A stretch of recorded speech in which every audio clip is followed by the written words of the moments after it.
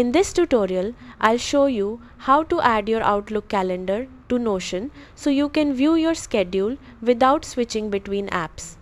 First, open Outlook calendar in your web browser and sign in to your Microsoft account. Click the settings icon, then go to calendar and select shared calendars. Under publish a calendar, choose the calendar you want to share.